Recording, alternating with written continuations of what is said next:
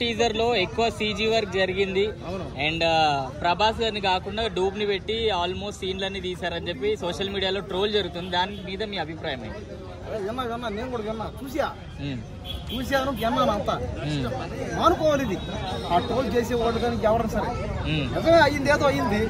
Cinema hero అన్న తర్వాత busy అవుతాడు. ఆ మాత్రం దాకా ట్రోల్ చేయడం, ప్రభాస్ గారు అందులో లేకుండా డూపు మాత్రం గురించి చేస్తున్నాడు అన్నాం, అది కరెక్ట్ కాదు. అది మానుకోవాలి, ఇలాంటివి మానుకోండి. లేదనుకో ప్రభాస్ గారికి ఫ్యాన్స్ ఉన్నారు, నాలాగే గల్లీలో ఫ్యాన్స్ ఉన్నారు అనమాట. కాబట్టి దయచేసి ఎప్పటి నుంచి సరే అందరూ మానేయండి. ప్రభాస్ అన్నే వచ్చి చేస్తాడు. అవును, డూప్ చేసింది ఎక్కడ కొన్ని సీన్లు మాత్రమే, అదే అతను లేని టైంలో పక్క నుంచి వెనక నుంచి ముందు నుంచి అట్ట కొనుక్కుని.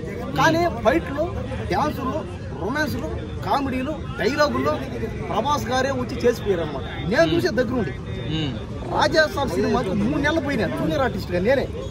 రోజుకి 300 నేను పోయినా.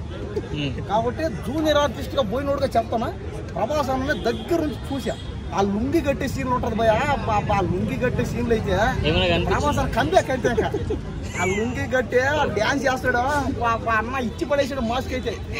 ఇంకా ఈ సినిమాలో అయితే హర్రర్ సీన్లు అయితే అదే అక్కడ టూప్ అని అందరూ. బ్రో ట్రోలర్స్ కి ఏం చెప్తారు మీరు?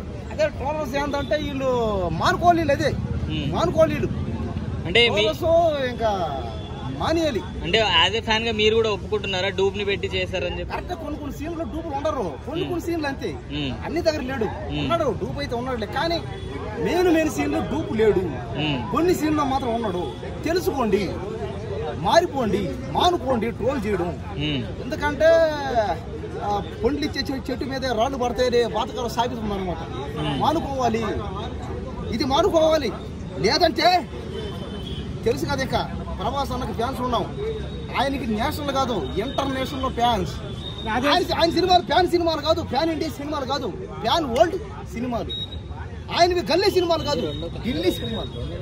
రాజేశాబ్ లాగానే రాజేశాబ్ కూడా ఫ్లాప్ అయితే అంటున్నారు కాదు. ఇంకా ప్రభాస్ అన్న సినిమాలు ఏ సినిమాలు ఫ్లాప్ కావు, గుర్తుపెట్టుకో. ఇప్పుడు చెప్తున్నా, ప్రభాస్ గారి సినిమా ఒక్క సినిమా ఫ్లాప్ అయినా సరే ఈ ఇండియా వదిలి, ఈ దేశం వదిలి వెళ్ళిపోతా అంతే నేను. తీసుకోరు ఎవరు.